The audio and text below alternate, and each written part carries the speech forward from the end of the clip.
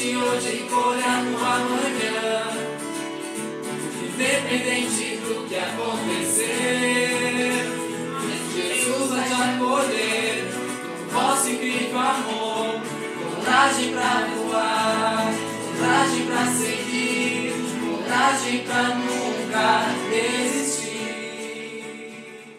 Liberdade Solidária é um canal de divulgação de estudos espíritas sobre a prática da liberdade de forma solidária, justa e consciente das responsabilidades decorrentes de seu exercício.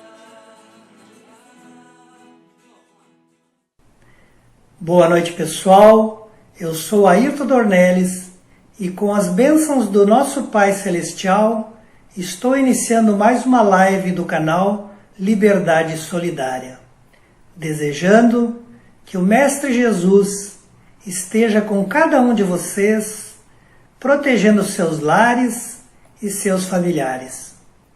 Nossos encontros aos domingos se iniciam sempre às 20 horas.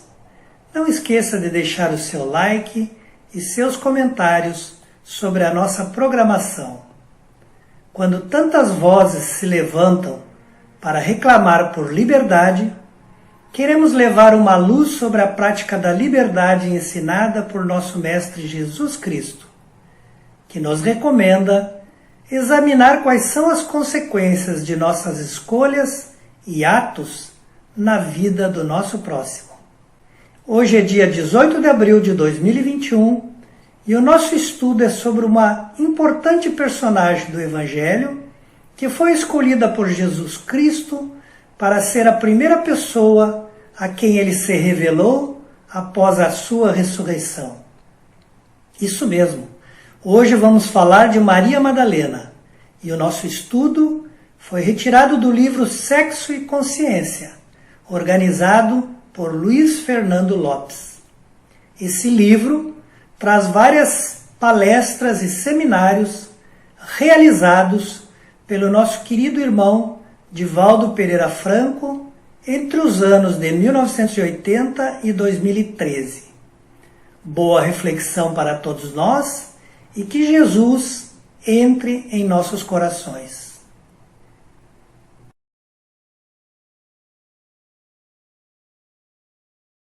No desejo de atender ao propósito de estudarmos esse tema, nós nos reportamos à figura do Mestre Jesus, que nos inspira os mais sublimes pensamentos e que nos traz as mais divinas claridades sobre a verdadeira vida, a vida no reino de Deus. E o Espiritismo, que nas palavras do nosso orientador Emmanuel, não é mais do que o cristianismo redivivo, vem nos trazer as bênçãos dos entendimentos que não foi-nos possível entender a época em que Jesus esteve conosco. Éramos nós que daquela vez nos encontrávamos também encarnados nessa terra, mas ainda cravados numa ignorância que nos impedia trazer ao pensamento tão reveladoras verdades como o Espiritismo nos oferece. E por isso, o Cristo nos prometeu que nos enviaria um Consolador, que nos diria aquilo que não foi possível ele nos ensinar à época, nos esclarecendo com mais propriedade a sua divina mensagem. Embora ele tenha sido o precursor de nos mostrar um caminho longo a percorrer, que vem a partir das nossas paixões e se estende até nossas virtudes, coube a questão 893 do Livro dos Espíritos, obra basilar do Espiritismo, nos traçar uma linha de ação para que a promessa de dias melhores nos seja profícua. E nessa questão, do Livro dos Espíritos nos esclarecem os nossos irmãos, nos dizendo que a virtude existe todas as vezes em que voluntariamente nós resistimos às nossas paixões.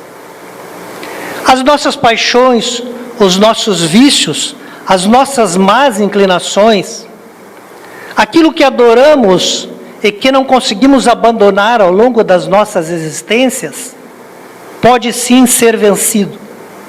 E quando nós conseguimos realizar o intento de vencê-los, fazemos desabrochar em nós as verdadeiras virtudes.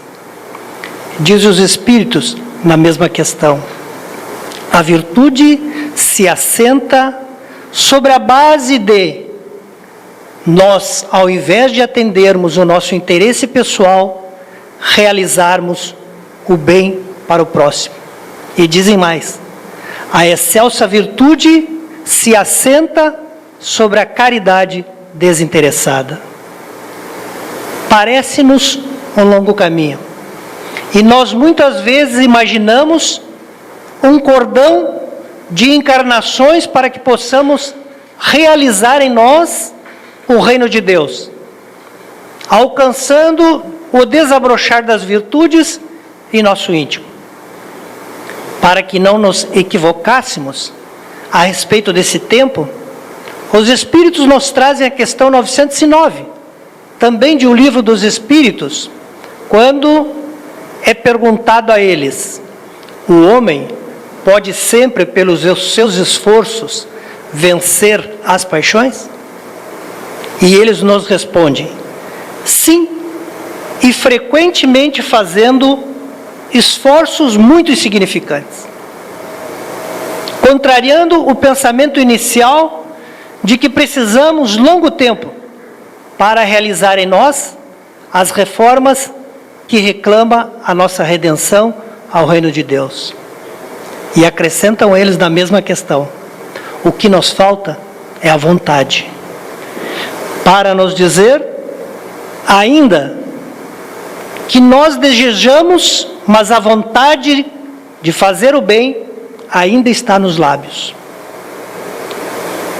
Dissemos que queremos a mudança, dissemos que queremos alcançar as bem-aventuranças prometidas por Jesus, mas essa vontade ainda está nos nossos lábios e ainda não alcançou o cerne da nossa própria alma e o cerne do nosso coração. Diz os Espíritos: nós queremos, mas ficamos satisfeitos que as coisas não mudem e que nós possamos continuar exercitando as nossas paixões. E por fim, perguntados os Espíritos qual o meio mais eficaz de combatermos as paixões em nós, eles nos respondem: praticar a abnegação. E o que é a abnegação? É exatamente o sacrifício voluntário dos nossos desejos em benefício de outras pessoas. As pessoas que convivem conosco no lar, as pessoas que convivem conosco no círculo profissional, na vida social, na casa espírita, quando nós tivermos o desejo firmado de fazermos o melhor por eles, em prejuízo do desejo que nos chama a outras realizações, nós estaremos desabrochando em nós as verdadeiras virtudes. E quando falamos em paixão e virtude, sempre nos vem à mente a figura de Maria Madalena, que recentemente, após a descoberta dos evangelhos apócrifos e de vários documentos produzidos a respeito das figuras que estiveram conosco a tempo de Jesus, tem sido duramente injustiçado pela vida que teve. E não por outro motivo, o nosso Divaldo Pereira Franco, num livro em que ele faz um resgate dessa personagem, através do estudo das publicações existentes, e diz ele, das conversas que tive com nobres entidades, traz ele nesse livro Sexo e Consciência, a história dessa mulher que no nome, antes da tradução, se chamava Miriam, e porque morava em Magdala, era conhecida como Miriam de Magdala. Aos tempos de Jesus, o mar da Galileia, ou mar de Genezaré, que era na verdade um lago, com aproximadamente 24 quilômetros de extensão entre oeste e este, era uma região em que o clima e a natureza propiciava com que as pessoas desejassem estar lá para aproveitar os seus dias de férias, os seus momentos de lazer. E por essa característica em torno do lago, cresceram várias cidades, onde o povo simples se dedicava a atividades agropastoris e à pesca. Tratava-se de gente sem muita realização no campo intelectual, que era mais afeto ao trabalho, às lides diárias, ao cumprimento do dever, e talvez, por essa característica de vida simples, Jesus teria elegido aquela região para fazer a sua vida messiânica. E talvez pela característica dos nazarenos, quis ele escolher 11 entre seus apóstolos, que eram da Galileia, trazendo somente um da Judeia, aquele que seria conhecido por nós como Judas de Iscariotes, provando que onde há grandes componentes intelectuais, faltam os recursos necessários à vida moral. Magdala era uma cidade que, além da vida simples, aqui já dita, também reunia determinadas senhoras que já no crepúsculo da vida lá montavam as suas mansões para, na calada da noite, oferecer as orgias a que muitos demandavam a região em busca de tal realização. De tal sorte que Magdala ficará conhecida como a cidade que bem explorava a noite. E nessa cidade morava Miriam, dentre todas as matronas que se dedicavam às práticas sexuais, ela era a mais famosa, a mais requisitada. Grandes guerreiros, sacerdotes, homens ilustres, príncipes, varavam grandes extensões para irem a Magdala ter uma noite com ela. Em troca, ela recebia os mais importantes presentes, os mais caros perfumes, tecidos, joias, escravos, recursos em dinheiro, moedas. Tinha tudo o que alguém no mundo das ilusões poderia desejar, menos a paz, que ela ainda não encontrara. Na sua infância, a sua família, atendendo ao compromisso que todos os judeus, na época da Páscoa, realizavam, que era viajar a Jerusalém para comemorar os dias em que se lembrava da saída daquele povo do Egito. Ela, aos 10, 11 anos, acompanhara seus pais. E quando estavam às portas do templo, viu que um profeta dizia: é chegado os tempos em que o Messias estará conosco.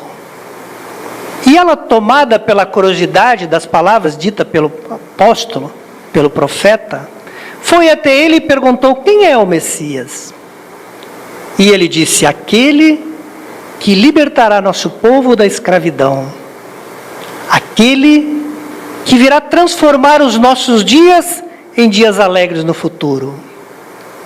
Ela não soube porquê, mas naquele momento, a figura daquele mestre, daquele Messias, a dominara. E ela, de súbito, fora tomada como por um amor, por aquele homem que nem ela, na idade de criança, poderia definir quem era e quem seria. Mais tarde, quando contava os 13 anos, tornara-se órfão. E tiveram o destino que as crianças órfãos da Judéia tinham. virou uma escrava. E como escrava, passou a ter as mais severas humilhações.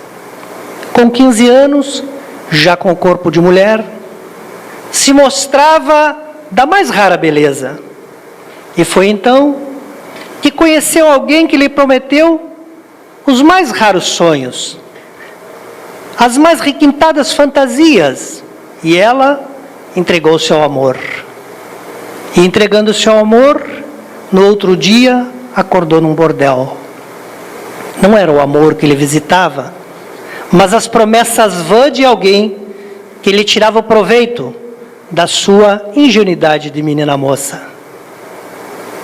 E as meninas moças, as jovens que entravam para essa vida, era dada a incumbência da venda dos perfumes de porta em porta na cidade de Jerusalém, para que dali também se pudesse tirar algum recurso financeiro.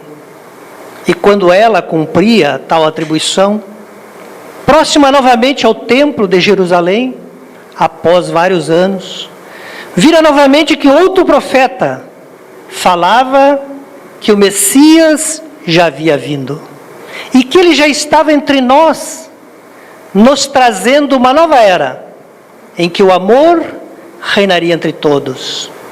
Novamente ela se viu tocada por aquelas palavras que faziam menção a um homem que ela imaginava seria o amor na sua essência, o amor puro, e novamente se via atraída por ele. Agora era a dama da noite. E no seu castelo, quando estava em Magdala, por vezes era tomado de um sofrimento psiquiátrico muito forte. Ela tinha crises. Essas crises se misturavam em momentos de grande prazer, em alegria, e outros momentos de profunda depressão e tristeza. Quando lhe davam as crises, ela então mandava fechar a casa. Eram baixadas grossas cortinas nas janelas e todos deixavam com que não houvesse nenhuma perturbação à senhora, para que ela pudesse se recuperar do estado de êxtase em que se encontrava. E naqueles dias ocorria exatamente uma das crises, o que talvez aos nossos dias, com uma explicação mais moderna, pudéssemos imaginar que fosse um surto psiquiátrico, afetivo, bipolar, agravado pelas obsessões que certamente lhe eram frequentes no ambiente em que ela mesma vivia. E naquela noite a casa estava fechada, mas na madrugada um mendigo batia a porta e insistia para que pudesse entrar. Os serviçais explicaram que a senhora aquele dia não recebia ninguém. Já tinha estado lá um príncipe, mas ela não o recebera. Também tinha estado um jovem poeta apaixonado que viera de longe para conhecê-la. Ela também não recebera. E uma figura ilustre de Roma, mandado pelo próprio César, que ela também não recebeu. Não receberia, portanto, um mendigo que batia à sua porta. Ele insistia, desejava falar, e como que forçando a vontade dos servos da senhora, conseguiu chegar até ela. E quando chegou, o seu estado era exatamente do êxtase. Estava como que semi-morta. Não via o que acontecia a seu derredor. Não se apercebia do que falavam com ela. Ele então, pegando-a pelo braço, iniciou o diálogo.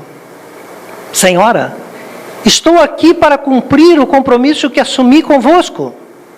Eis-me aqui para vos dizer que o Messias existe.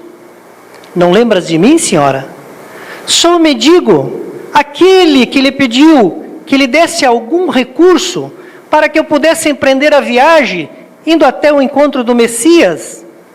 E a senhora jogou uma moeda pela janela e me disse: se encontrares tal Messias, venha me dizer que o encontrou. E se ele lhe curar, por favor, me diga, para que talvez também ele possa me curar das chagas morais que eu tenho. Eu encontrei, senhora. Eu era leproso, E rasgando as vestes que lhe cobriam o peito, mostra o peito limpo das chagas. Diz ele, me olhou e me disse, cura-te. E eu me curei. Não tenho mais chaga nenhuma, senhora, e agora ele também pode vos curar. Ela, meio que se acordando daquele êxtase, diz, a mim não há qualquer possibilidade de cura. Sim, senhora, ele a curará hoje, dorme ele aqui pertinho, em Cafarnaum, e se a senhora tomar um barco, ainda no meio da noite poderá encontrá-lo. Ele hoje está dormindo na casa de Simão Pedro. Ele nunca dorme 2 noites no mesmo lugar. Então, a senhora pode ir vê-lo hoje. Se não for hoje, não poderá ser amanhã, porque ele lá não estará. E insistindo com a senhora, quase tomando-a no braço à força, foi providenciando para que lhe trouxesse as roupas que agasalhasse melhor para a madrugada, pedindo que os servos providenciassem no barco para que ele fizesse a travessia de Magdala a Cafarnaum. E ali se encontravam no barco, rumo ao encontro de Jesus. A brisa da noite que batia em seu rosto foi como que a acordando. E quando chegaram a Cafarnaum, já estava lúcida, já tinha recobrado melhor os sentidos. O mendigo disse, senhora, vês a casa com a porta aberta? É a casa de Simão Pedro. Jesus está lá, vá vê-lo. Ela por um instante hesitou. Todos a conheciam, todos sabiam quem era ela. Será que aquele mestre realmente a receberia? Os profetas, de um modo geral do povo, reclamavam que as meretrizes deveriam ser apedrejadas até a morte. Qual seria a recepção que receberia daquele novo mestre? Mas o mendigo, e agora também o barqueiro insistiam, vá senhora, já viemos até aqui, aproveite a oportunidade. Ela chega à porta da casa, sentado de costa, um homem, aproximadamente 1,78 m, 70 quilos, o cabelo repartido ao meio, ao estilo nazareno, a barba comprida, os ossos grandes da face. Ela o olha, ele vira a cabeça, coloca os olhos sobre ela, uma emoção a toma, parece que o conhece, mas da onde? Ainda não o conhecia. Tomada por certa energia inexplicável, ela entra, se atira a seus pés e diz, Rabi, mestre. Ele, olhando-a, diz, Maria. Maria, tu me conheces? Eu sou o bom pastor. Eu conheço a todas as minhas ovelhas e conheço a você também, Maria. Então sabes quem eu sou? Sabe que no meu caso não há o que fazer. Eu sei quem tu és, mas em todos os casos, Deus fará com que nós encontremos a nossa felicidade. Deus não abandona nenhum de nós e não te abandonará também. Mas eu moro num bordel? Eu sei, Maria. Lá sou uma mercadoria. Seria bom se não fosse. Mas, em qualquer lugar, existe possibilidade de servirmos a Deus. Mas, Senhor, o que devo fazer? Ama Maria. Esta é a mensagem de Jesus a todos nós. A única missão que Ele nos deu, amar ao próximo. E a Maria, a mesma missão. Ama Maria. Amar, Senhor. A única vez que eu amei, me vi traída. E prometi que nunca mais amaria ninguém. Mas agora deverás amar. Ama teus filhos. Filho, Senhor, eu não tive essa graça. Meu ventre foi varado 1000 vezes, mas eu não tive a honra de ser mãe. Não é desses filhos que eu falo. Eu falo dos filhos que tomamos a nossa responsabilidade. Ser pai e mãe de alguém que é gerado do nosso próprio corpo é quase uma obrigação. Amar os filhos que a vida nos empresta tem um júbilo muito maior perante Deus. Ama todos aqueles que te cercam. Ama os filhos das mulheres que vivem a vida que tu vive e estão abandonados. Ama os filhos que não têm mãe e as mães que não têm filhos. Senhor, me diga o que queres, eu te darei minha vida. Hoje não, Maria. Se tu queres dar a minha vida, eu te pedirei. Mas não será assim, de um dia para o outro. Será todos os dias da tua vida que tu terás que me dar todo o teu sacrifício. E através desse sacrifício diário, muitos dias da tua vida, tu entregarás a mim. Agora, vá e ama. Ela soube que o diálogo tinha se encerrado. Estava jubilosa. Dentro dela lhe visitavam energias que ela nunca conhecia, que ela nunca imaginara que existia. Pela primeira vez um homem não lhe pedira nada, e lhe dera tanto. Ela entrou no barco exultante, olhou para Jesus distante, não conseguiu ouvi-lo, mas parece que ele balbuciava: vai, Maria, sede fiel. Entrou no barco, rumou para casa. Chegou, pediu que tirasse as cortinas, iluminou a residência, recolheu-se em pensamento.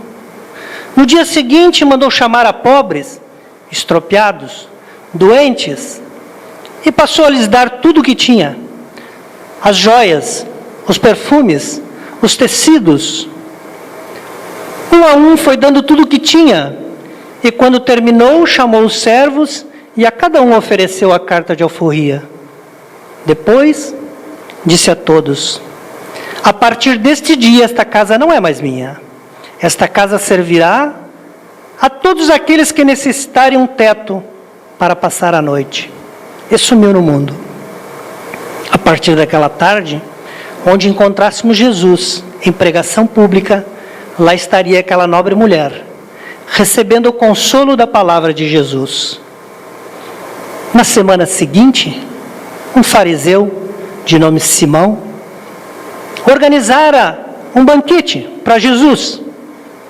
Ele era daqueles homens sem grande prestígio social, que se aproveitava daqueles que o tinham, e na sua sombra dispunha alguma evidência entre o povo.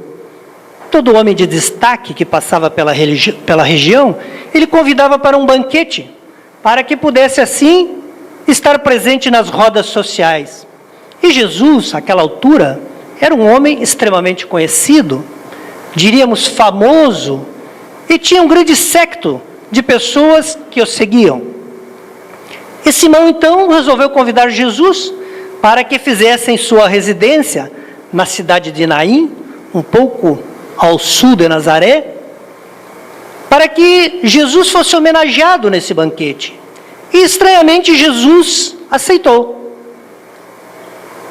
Na verdade, era uma armação de Simão, porque já o convite já denotava a intenção velada de escrachar a público a trajetória do mestre e as suas ações. Já ao aceitar o convite, já começaram todos a falar: como pode um profeta de Israel reunir-se, ser homenageado na casa de um pecador, de um homem que não pratica intimamente os ensinamentos de Moisés? Como pode um mestre ter aceitado tal convite? No dia aprazado, o mestre se fez presente com Pedro e João. Os convidados, além dele, todos fariseus, queriam de alguma forma empreender tal tarefa que pudesse comprometer a imagem do mestre. O mestre fora recebido. Não lhe deram como lavar as mãos nem os pés, e já de cara lhe ofereceram a refeição, porque na tradição judaica, antes de se alimentar, era de culto religioso que se lavasse as mãos. Assim como antes de pisar a residência do convidado, lavar-se os pés. Então, já de saída, a primeira tentativa de incriminar o mestre como impostor. Jesus ficou tranquilo. A festa sucedeu-se. O silêncio era meio constrangedor para todos. E em determinado momento, um alvoroço. Uma mulher tenta invadir a festa. E invadindo, se joga aos pés de Jesus? É Maria de Magdala. Ela então olha para os convidados, olha para tudo que está em volta, se dá conta de que tudo está sendo feito para que o mestre seja desmentido a olhos públicos. Começa a chorar. E quando começa a chorar, as suas lágrimas banham os pés de Jesus. Ela, constrangida, olha e vê que os pés de Jesus ainda tem a poeira da estrada. Começa a limpá-lo com as lágrimas. E secar então, porque vê que molhou os pés do Senhor com as suas lágrimas, com o seu cabelo.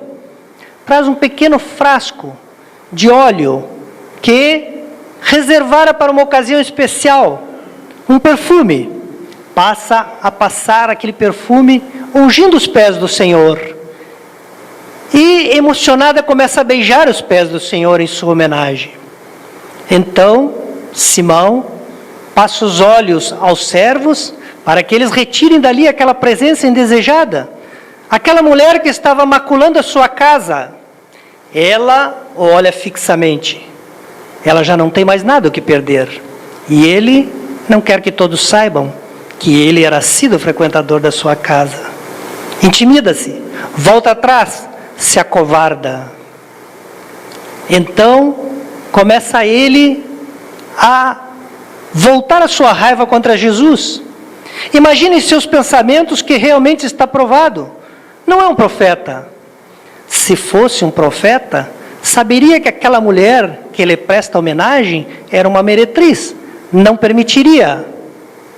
Eis então que Jesus lhe propõe uma situação para que seja resolvida. Simão, tu que és um homem de negócios, me responda a questão. Pois não, Senhor. Haviam 2 devedores. Um homem devia a outro 500 denários. E um terceiro 50 denários à mesma pessoa. Ele perdoou os 2. Quem mais o amou? Simão disse, olha, Senhor, aquele que teve uma maior soma perdoada. Ele olhou para Maria e disse, pois assim é esta mulher. Quando cheguei à sua casa, não me osculaste a face, como é de costume, e ela beija meus pés. Não me permitiste lavar minhas mãos e meus pés, e ela lava meus pés com as suas lágrimas. Não me deste toalha para secar, e ela seca com os cabelos. Não me passaste o óleo, e ela unge os meus pés. Mulher, porque muito me amaste, estás perdoada. Vá e não peques mais. Ela saiu em júbilo. Daqui para frente seria ela a companheira de todos aqueles que estavam com Jesus, na preparação dos alimentos, cuidando dos doentes, os enfermos, preparando as refeições para os famintos, consolando aqueles que sofrem. Até o Calvário, quando todos se afastaram e fugiram, ela esteve aos pés da cruz com Maria de Nazaré e João. Estava horrorizada com o que fizeram com seu mestre. E depois, no terceiro dia, quando eles foram até a sepultura com um halo para embalsamar o corpo, e a sepultura tinha sido aberta, o corpo ali não estava, e quando todos desceram a Jerusalém para lá darem notícias do sumiço do corpo de Jesus, ela lá ficando e vendo que um homem tratava das flores, aproximou-se para perguntar-lhe. Ele virou, era Jesus, e ela disse, Rabone, e ele disse, Maria. Vá e diga aos outros que eu voltei. Ela desceu, chegou sôfrega, não conseguia falar. O mestre voltou, mandou dizer que está de novo entre nós. E Tomé, do fundo, diz, a ti, Maria. Ele apareceu a ti? Não apareceu a Pedro, a quem nos confiou? Nem a João, o seu apóstolo mais querido? Nem a sua mãe, Maria de Nazaré? Jesus escolheu aparecer a ti? E Maria de Nazaré, abraçando Maria Madalena, disse, meu coração de mãe diz que sim. E depois Jesus apareceu a todos. E por 40 dias esteve entre nós. E 40 dias depois, na presença de 500 pessoas, ascendeu ao céu, como um raio de luz, voltando ao Pai Eterno, para nos deixar certo a mensagem de que a vida não se encerra em nosso sepulcro e de que ela continua. Antes de partir, deu instruções específicas a todos, que partissem, que amassem uns aos outros e que pregassem a todos a boa nova. Todos partiram. Por fim, Pedro, que iria estabelecer uma casa entre Jerusalém e o porto de Jopa, para atender os necessitados. Maria disse a Pedro: leva-me contigo, Pedro. Já não tenho ninguém, já era órfão. Agora, as pessoas com quem eu convivi não me interessam mais. Leva-me contigo. Ele então diz: não posso, Maria.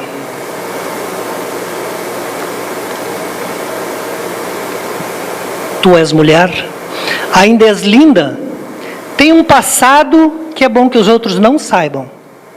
Podes comprometer a doutrina, não posso te levar. E partiu. Ela ficou sozinha nas praias de Cafarnaum. E como o estômago não tem moral, no outro dia se deu a fome. Ela pensou em arrumar um trabalho. Foi de porta em porta, pedindo que lhe desse alguma atividade. As mulheres diziam: a você, que roubava os nossos maridos, volta para o prostíbulo que é o teu lugar. Volta a fazeres o que sempre faz. E os homens, que viam nela ainda a beleza excelsa da mulher, diziam: volta, Maria, nós te daremos uma nova vila, nós te daremos novamente tudo o que perdeste. Volta para lá. É a tentação das paixões que nos visita novamente, nos convidando à volta à vida de perdição. Ela resiste, procura mendigar. Nem a mendicância é suficiente para lhe dar o sustento, porque ninguém lhe estende a mão. Um dia, na praia, vê que um grande grupo de pessoas, uns na frente tocando a matraca, vão tomando a praia. Ela olha aquele povo todo, vão se aproximando, e quando chegam perto dela, ela pergunta: aonde vão? Viemos em busca do Messias. Viemos procurar a cura, porque quase todos nós já somos leprosos. Coube a ela a notícia: o mestre nós o matamos. Ele foi crucificado entre 2 ladrões. Já não está mais conosco. Viu o desespero daquelas almas que procuravam no Cristo um último consolo, que procuravam no Cristo a última esperança para os filhos, para as esposas, os homens doentes. Então ela quis consolá-los e pensou em contar algumas histórias do mestre que ela sabia, que ela mesma tinha vivenciado, e começou a falar. E passou-se a tardinha, e a noite, e a madrugada. Dividiu com eles o pão imundo que traziam na sacola, e no dia seguinte, quando as autoridades de Cafarnaum se apresentaram na praia para obrigar os leprosos a irem a Jerusalém, onde tinha o Vale dos Leprosos, lugar destinado àqueles tomados de tal moléstia, ela abanou para eles que iam ao longe e pensou: mas eu não tenho ninguém, estou sozinha, vou com eles. E assim juntou-se ao grupo.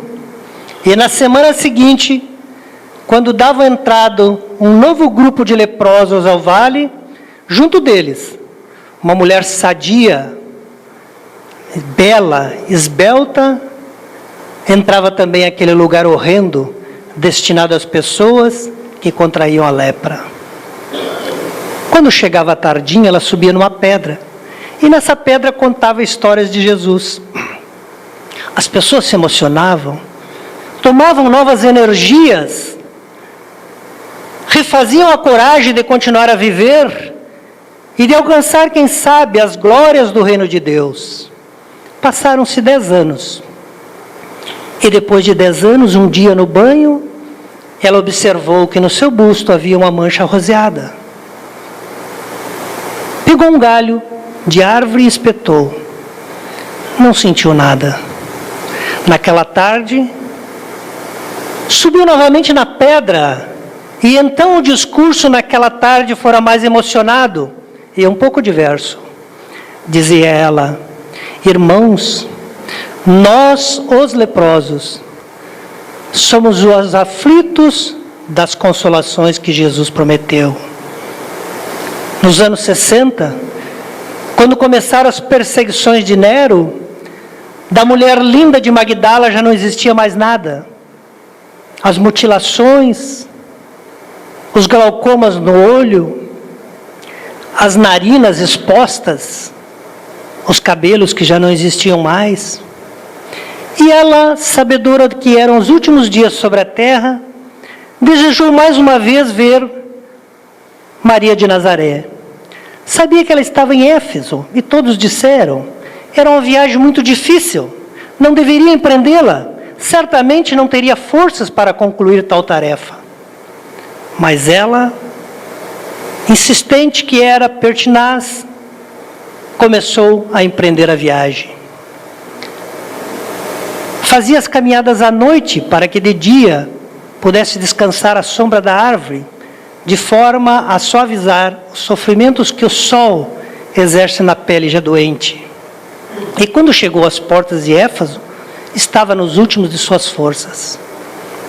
Entrou num êxtase, inconsciente, e na sua inconsciência chamava por Maria e por João, com quem Maria morava. Um casal, já convertido a Jesus, vendo-a sofrer, levou-a para sua casa, acolheu-a e mandou chamar Maria e João. E assim sucedeu-se 3 dias e 2 noites de grande sofrimento. Na madrugada seguinte, ela deu os últimos suspiros. A Virgem Maria fechou seus olhos. E ela se sentiu liberta. Era novamente bela, como era quando jovem. E pensou nos seus dias felizes nas praias de Cafarnaum, quando conheceu Jesus. E por esses milagres que só o pensamento realiza, se sentiu e foi. E na praia em Cafarnaum, viu que um vulto cintilante, luminoso, caminhava das águas a seu encontro. Quando se aproximou, viu quem era. Rabone, Maria, venho te buscar para as bem-aventuranças do reino de Deus. Foste fiel, que assim seja.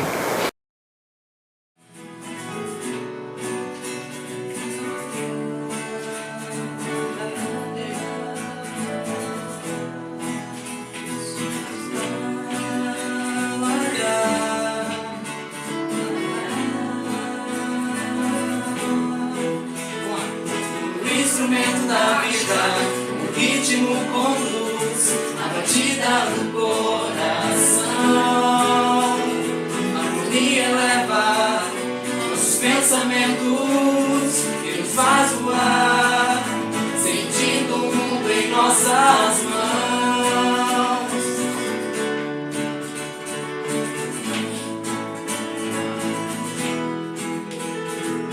Plante hoje e colha no amanhã, independente do que acontecer.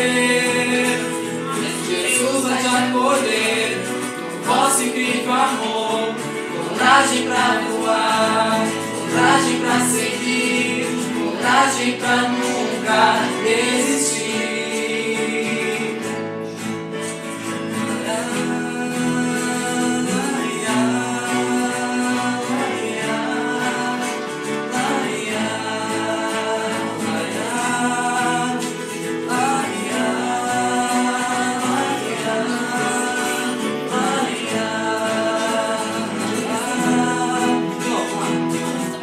Hoje colha no amanhã, porque independente do que acontecer, Jesus vai te acolher com vosso incrível amor, coragem pra voar, coragem pra seguir, coragem pra nunca desistir.